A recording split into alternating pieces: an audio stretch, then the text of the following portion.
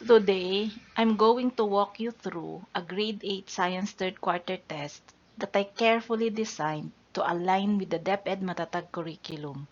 This test covers four major topics that learners explored this quarter: the distribution of continents and Earth's surface, crustal features, plate tectonics and volcanoes, typhoons with special focus on why the Philippines is so vulnerable, and tides, including how they can be used as a source of renewable energy.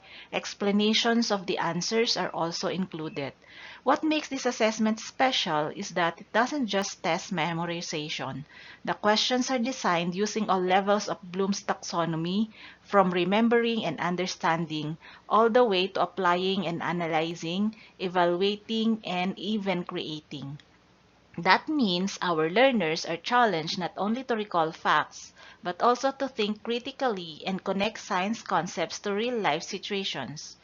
If you're a teacher looking for a DepEd-aligned quarterly test, or a student who wants to review and understand how science concepts are assessed, this video is for you.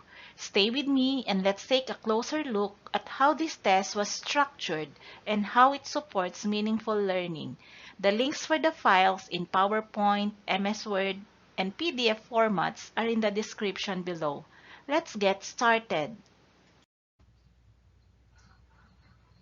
What percentage of Earth's surface is covered by water?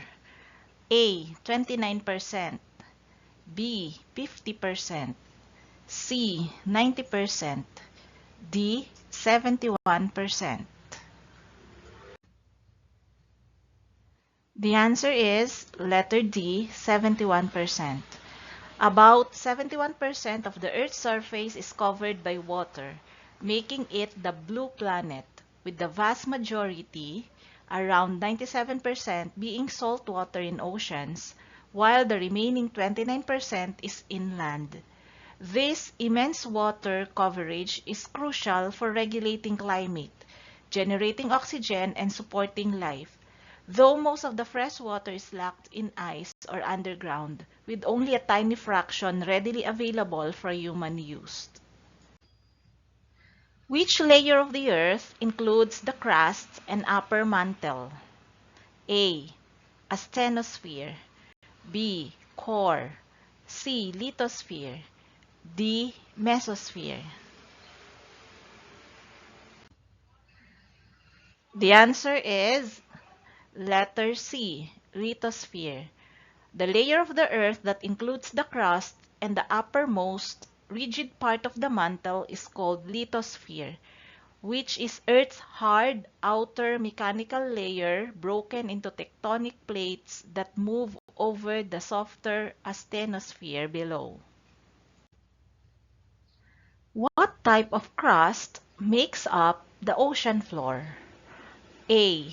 Continental, B. Mantle, C. Oceanic, D. Volcanic. The correct answer is C. Oceanic.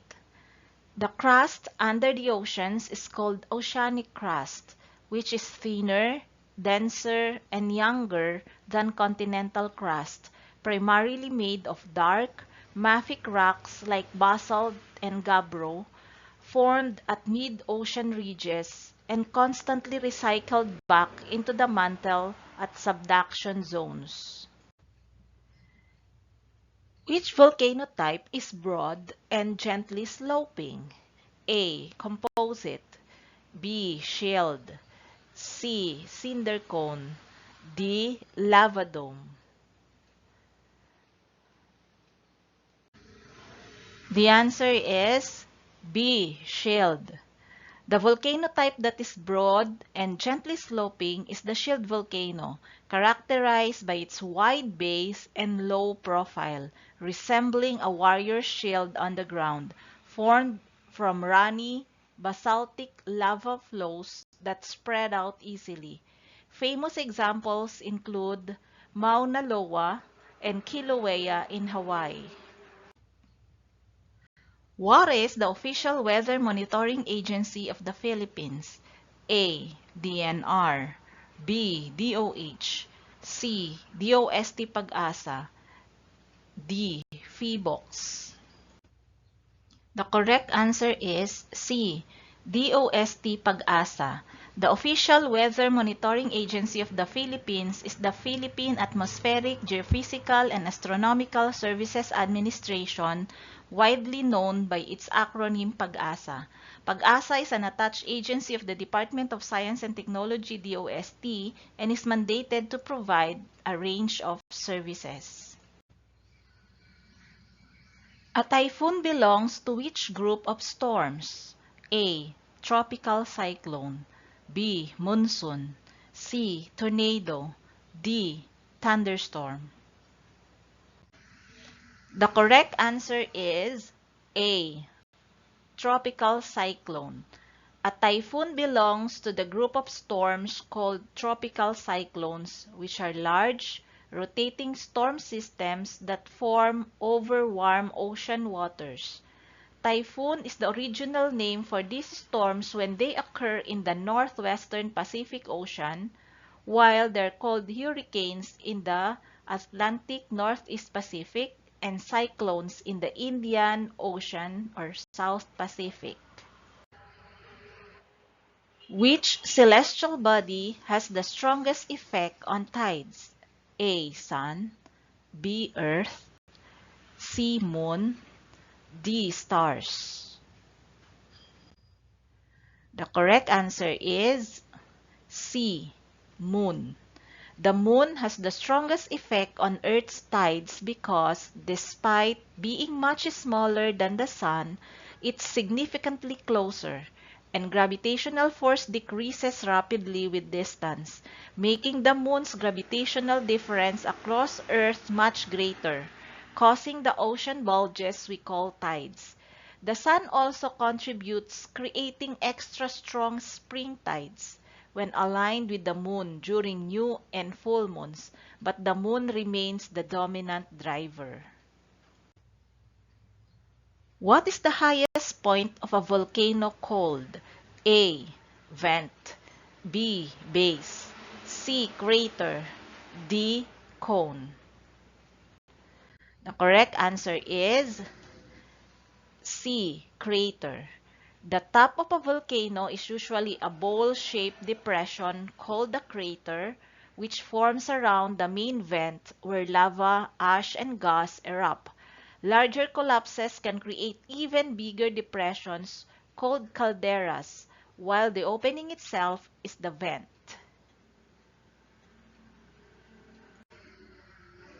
Which type of tide occurs when the sun, moon, and earth are aligned? A. Neap tide. B. Spring tide. C. Low tide. D. Slack tide. The correct answer is B. Spring tide.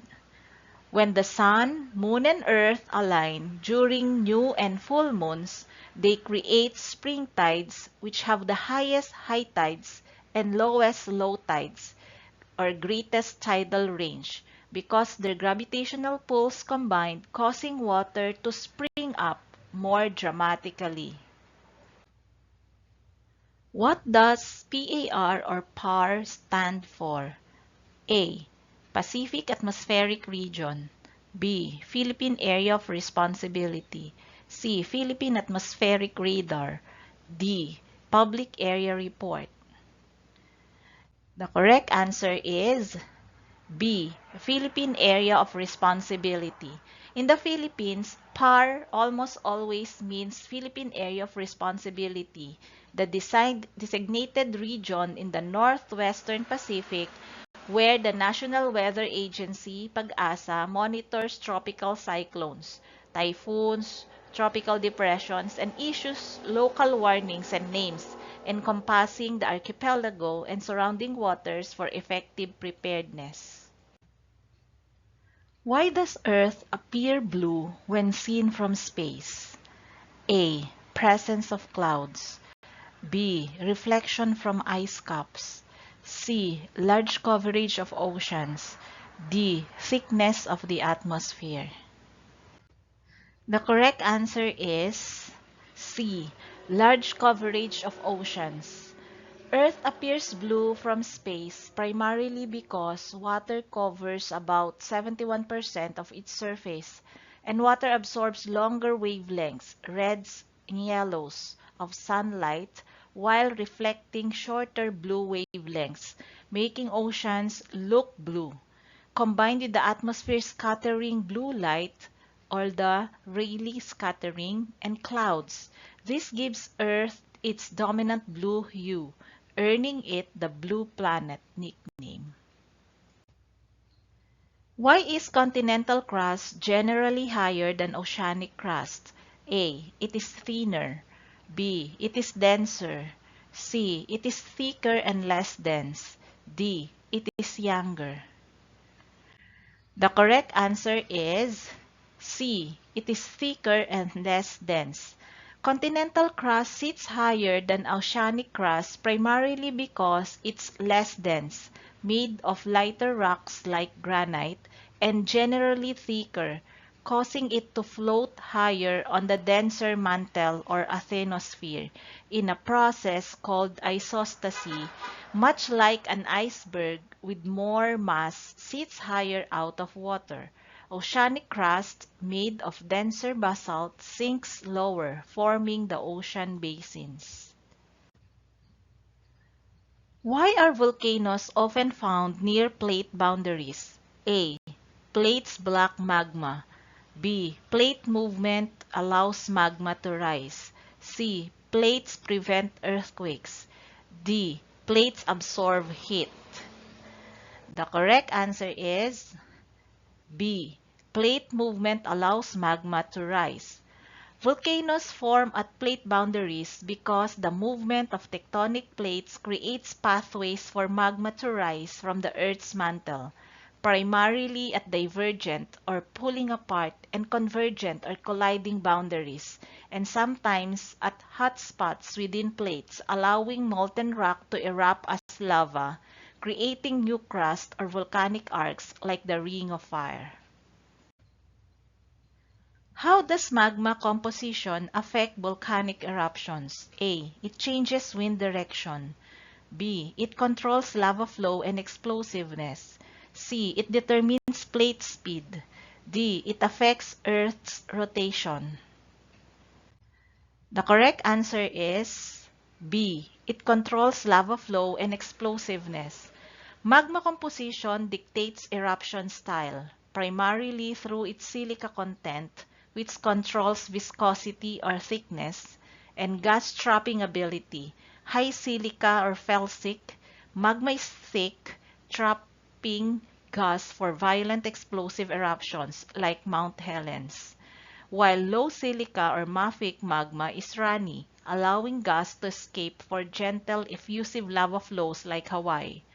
The balance between viscosity, temperature, and dissolved gas determines whether magma flows out calmly or builds pressure for explosive release. Why do typhoons weaken when they move over land? A. They lose wind. B. They move faster. C. They gain friction only. D. They lose heat and moisture. The correct answer is they lose heat and moisture.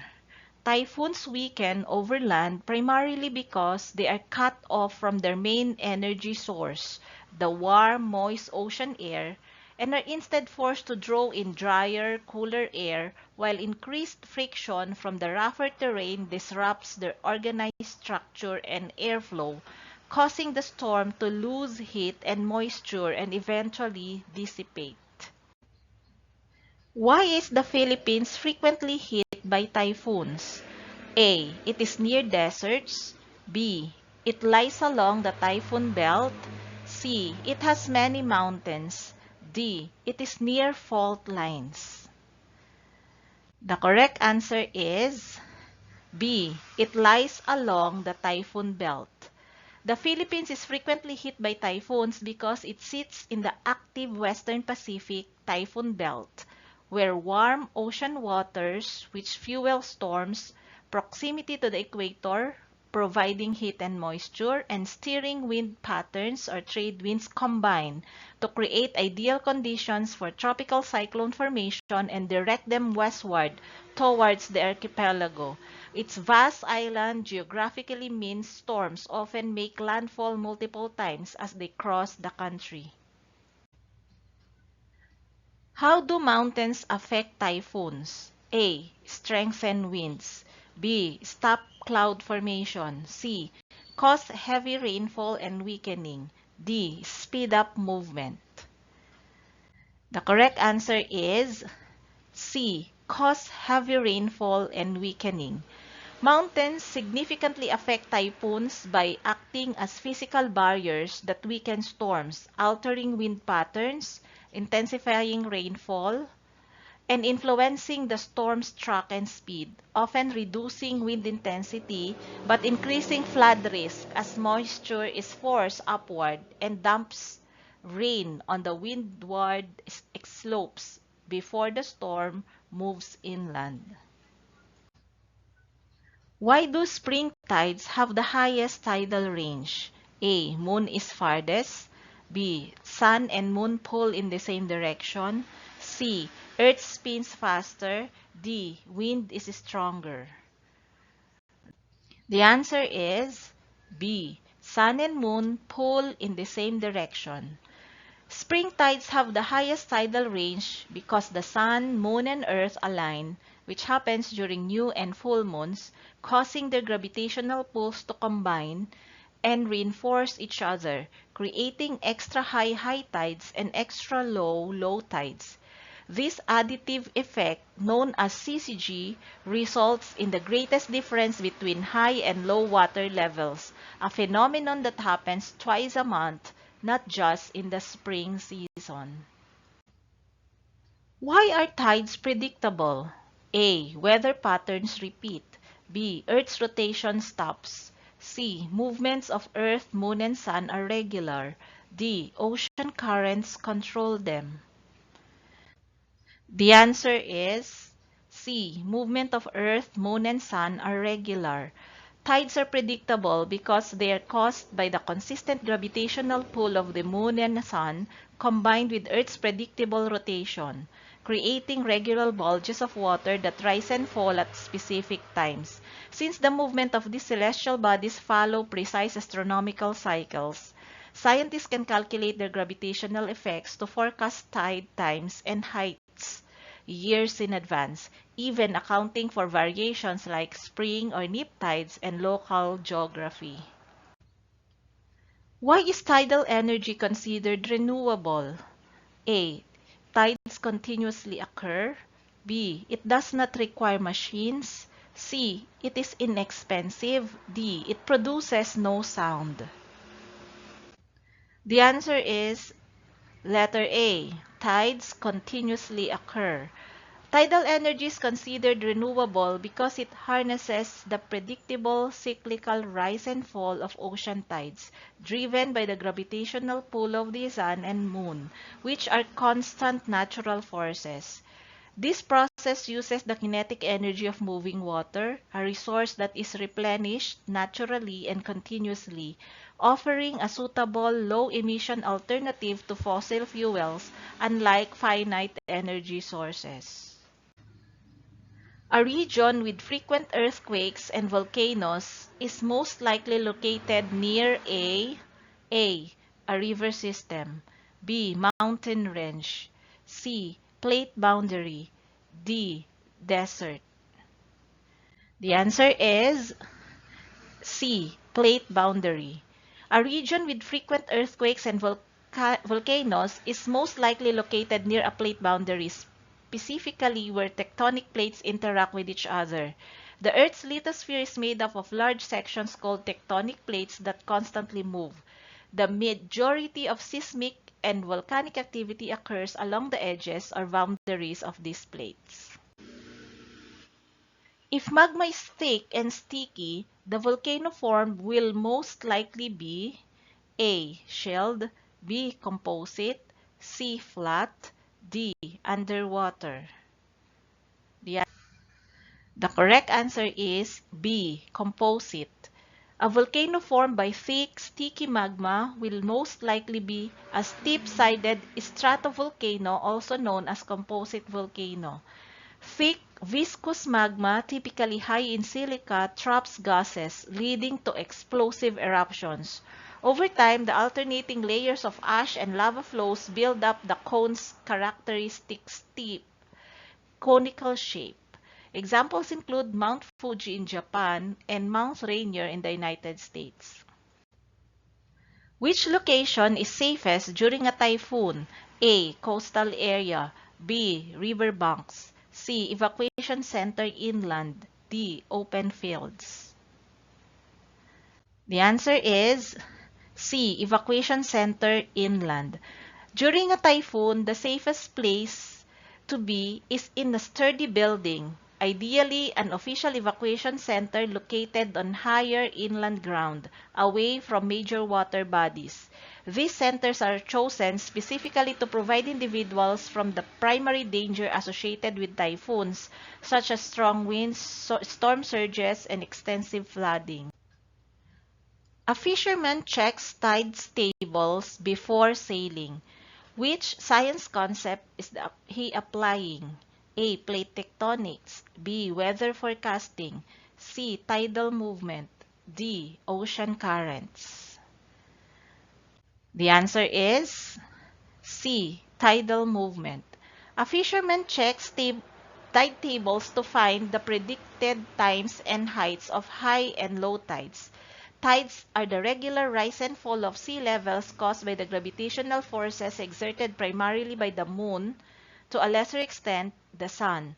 The phenomenon is known as tidal movement. Understanding tidal movement is crucial for navigation as it affects water depth and currents in coastal areas. If a typhoon enters PAR or PAR, what should local authorities do first? A. Wait for landfall. B. Issue warnings. C. Resume classes. D. Ignore tracking. The correct answer is B. Issue warnings. When a typhoon enters the Philippine Area of Responsibility or PAR, the primary responsibility of the National Weather Bureau PAG-ASA and subsequently local authorities is to monitor its movement and provide timely information to the public. Issuing warnings like severe weather bulletins or tropical cyclone wind signals as early as possible allows residents and local government units or LGUs time to prepare, secure their homes, and create an evacuation plan, thereby minimizing casualties and damage. This initial action is a critical component of disaster risk reduction and management. Which coastal area is best for tidal power generation? A. Wide open ocean. B. Shallow inland lakes. C. Narrow bays. D. Dry coastlines. The correct answer is C. Narrow bays. The best coastal areas for tidal power generation are narrow bays or estuaries that funnel large amount of water, causing strong tidal currents and large difference between high and low tide. This is because these natural constrictions magnify the power and speed of the incoming and outgoing tides, concentrating the energy in a way that is most effective for harnessing with tidal barrages or turbines. A volcano with alternating layers of ash and lava is classified as A. Shield, B. Cinder cone, C. Composite, D. Dome. The answer is C. Composite. A composite volcano, also known as stratovolcano, is formed by alternating layers or strata of hardened lava and volcanic ash or tephra. These volcanoes are typically steep, sided, and conical, a shape that results from the magma's high viscosity or thickness, which prevents the lava from flowing far before it cools and solidifies. The alternating layers are a result of periodic eruptions that alternate between explosive events, producing ash, and more effusive events producing lava flows. Why are storm surges more dangerous in coastal communities? A. They cause earthquakes. B. They raise sea level rapidly. C. They cool the ocean. D. They stop rainfall. The correct answer is B. They raise sea level rapidly. A storm surge is a rapid, abnormal rise in sea level caused by strong winds and low atmospheric pressure from a storm pushing a large volume of water toward the coast. This sudden influx of water causes severe flooding in low-lying coastal areas, which is the main reason why they are so dangerous. When the storm surge coincides with the normal high tide, the resulting water level or storm tide is even higher, leading to a more extensive and devastating flooding. If oceanic crust collides with continental crust, what will most likely happen? A. Oceanic crust sinks. B. Continental crust sinks. C. Both rise. D. No movement. The correct answer is A. Oceanic crust sinks. When oceanic crust collide with continental crust, the denser oceanic plate is forced beneath the lighter, more buoyant continental plate in a process called subduction. This occurs at a convergent plate boundary and leads to the formation of these deep ocean trenches and volcanic mountain ranges or continental arcs on the overriding continental plate along with frequent earthquakes. Students mapping typhoon paths are practicing which skill? A. Memorization. B. Prediction. C. Data interpretation. D. Opinion making. The correct answer is B. Prediction. Typhoon tracking and mapping are a fundamental part of the forecasting process, which is involved predicting the future path and intensity of the typhoon. Students use maps and tracking data to understand how meteorologists determine where typhoon is likely to go and which areas might be affected, which is an exercise in scientific prediction and data analysis. Why are volcanoes unevenly distributed around the Earth? A. Climate differences. B. Unequal plate movement. C. Random formation. D. Ocean temperature. The answer is B. Unequal plate movement. The Earth's lithosphere, the crust and upper mantle, is broken into large pieces called tectonic plates, which are constantly slowly moving. This movement is driven by a process like convection currents within the mantle. Volcanoes are not randomly distributed across the Earth's surface. Their location is primarily controlled by tectonic plate movement. Most volcanoes are concentrated along the boundaries of these large, slowly moving plates. Which factor most influences a typhoon's strength? A. Latitude only. B. Ocean temperature. C. Land elevation. D. Earth's rotation. The answer is B. Ocean temperature. Warm ocean waters, specifically sea surface temperatures of at least 26.5 degrees Celsius and to a sufficient depth, is the most influential factor because it provides the immense energy and moisture needed to power the heat engine of a typhoon or tropical cyclone. The transfer of this heat energy from the warm ocean to the atmosphere drives the intense thunderstorms, air rise, and low pressure core that defines the storm's strength. Once a storm moves over land or cooler water, it rapidly weakens because this energy source is cut off. Why are ocean trenches often found near volcanic arcs? A. Erosion. B. Weathering. C. Sea level rise. D. Subduction of oceanic crust. The correct answer is D. Subduction of oceanic crust. Ocean trenches and volcanic arcs are both prominent features of convergent plate boundaries, specifically subduction zones. When two tectonic plates collide, the denser oceanic plate is forced beneath the less dense overriding plate, either oceanic or continental, and sinks into the mantle in a process called subduction. The sinking of the oceanic plate creates a deep V-shaped depression on the ocean floor known as an ocean trench. The Mariana Trench, the deepest point on Earth, is an example of a trench formed by this process. Which comparison best explains oceanic versus continental crust? A. Same thickness, different age. B. Different density and thickness. C. Same density, different location. D. Different color only. The correct answer is B. Different density and thickness. Oceanic and continental crust have fundamental differences in their physical characteristics or properties. Oceanic crust is denser than continental crust due to their different rock compositions. This density difference is the primary reason the oceanic crust sits lower or forming ocean basins, and the continental crust floats higher, forming continents.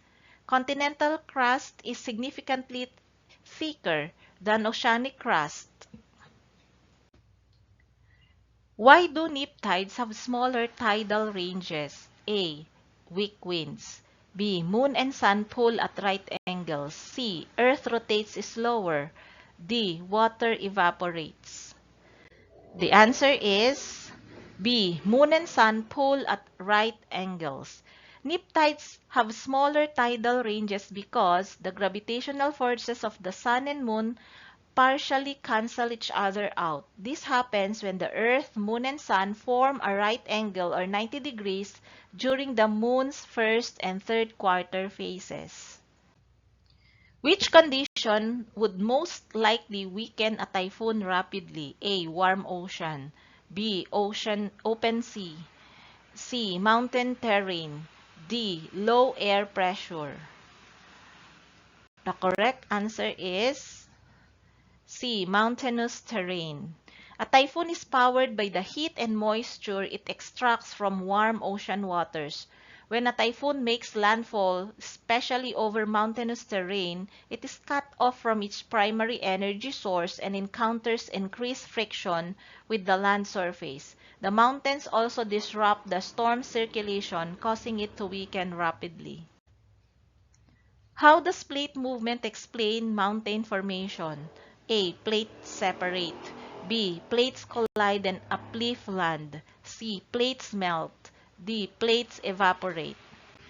The answer is B. Plates collide and uplift land.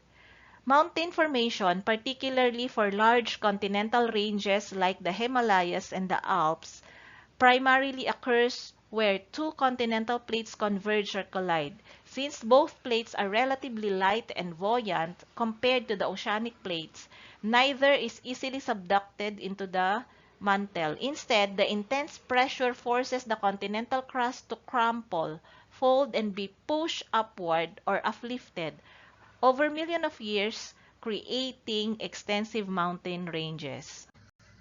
Why do coastal areas experience stronger tidal effects than inland areas? A. Proximity to oceans. B. Stronger winds. C. Higher temperature. D. More rainfall. The answer is A. Proximity to oceans. Coastal areas experience strong tidal effects because of their proximity to oceans, which are vast bodies of water directly connected to the source of tidal forces, the gravitational pull of moon and the sun. Proximity means nearness to the ocean. Which is the best reason for suspending classes during a typhoon? A. To avoid traffic. B. To reduce risk to students. C. To save electricity. D. To shorten lessons. The correct answer is B. To reduce risk to students. The best and primary reason for suspending classes during a typhoon is to ensure the safety and protection of students, teachers, and school personnel from physical dangers. Severe weather conditions associated with the typhoon, such as strong winds, heavy rainfall, and flooding, pose significant risk. Which energy source is most sustainable for coastal communities? A. Coal. B. Oil. C. Tidal energy. D. Natural gas. The answer is C. Tidal energy. Tidal energy is highly sustainable and predictable energy source for coastal communities because it is a form of renewable energy derived from the natural, consistent movement of ocean tides caused by gravitational forces. Unlike fossil fuels, it produces little to no greenhouse gas emission during operation. Tides are highly predictable, which ensures a reliable power supply that is not dependent on weather conditions like wind or solar power, and the high density of seawater makes it more efficient than wind energy. Which action best reduces typhoon damage? A. Ignoring warnings. B. Early evacuation. C. Staying near rivers. D. Continuing work. The correct answer is C. Early evacuation.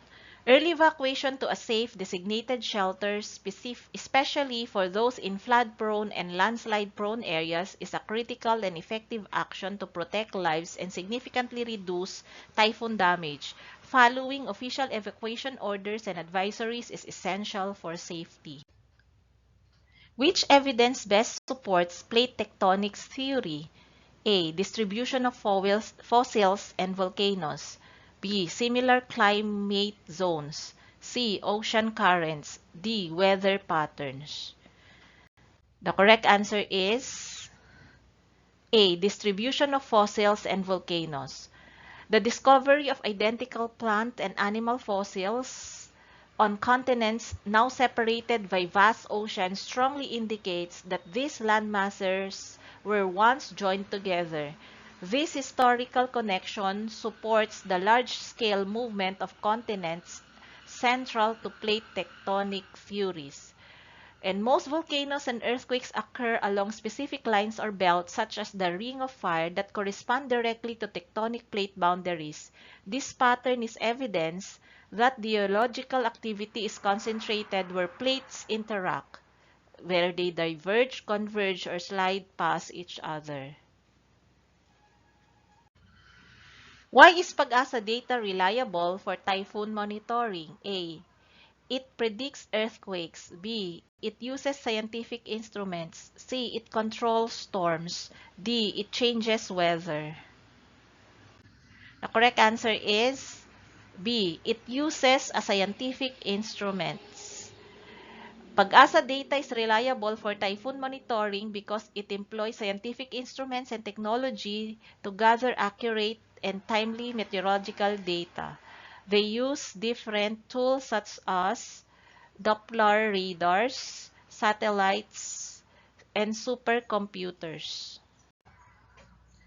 Which location should not be chosen for tidal power plants? A. Narrow straits. B. Coastal bays. C. Inland deserts. D. Areas with strong tides. The answer is C. Inland deserts. Tidal power plants harness the energy from the movement of ocean tides. This requires location with a significant tidal range and strong local tidal currents, which are specific to coastal or oceanic environments. Inland deserts are far from the ocean and do not experience tides, making them completely unsuitable for this type of power generation. Which project best demonstrates understanding of tides? A. Listing tides definition. B. Drawing moon phases. C. Designing a tidal power model. And D. Memorizing formulas.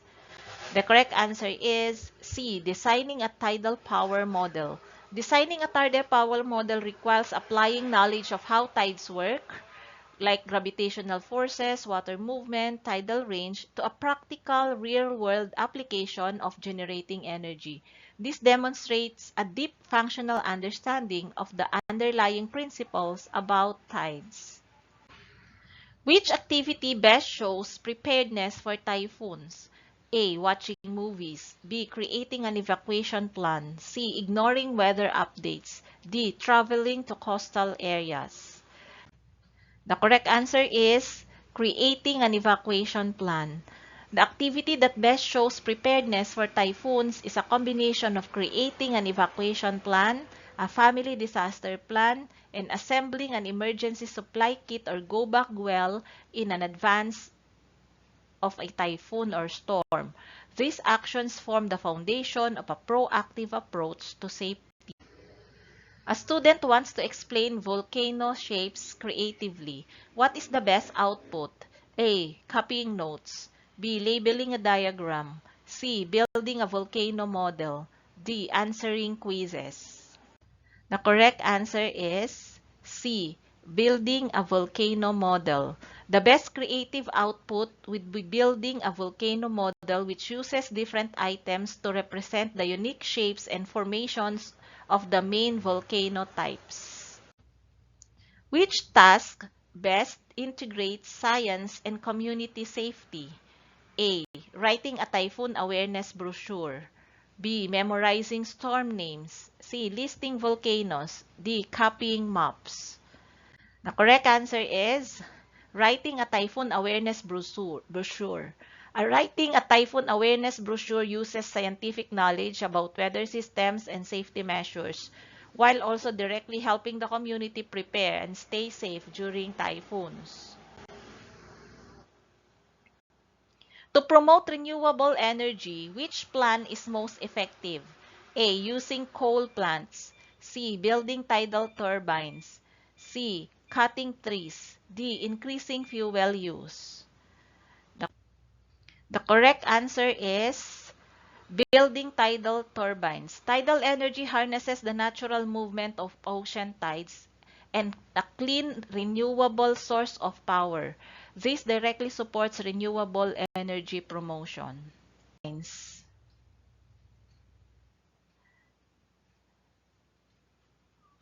Which performance task best assesses understanding of plate tectonics? A. Multiple choice test only. B. Copying textbook diagrams. C. Vocabulary quiz. D. Concept map of plate interactions.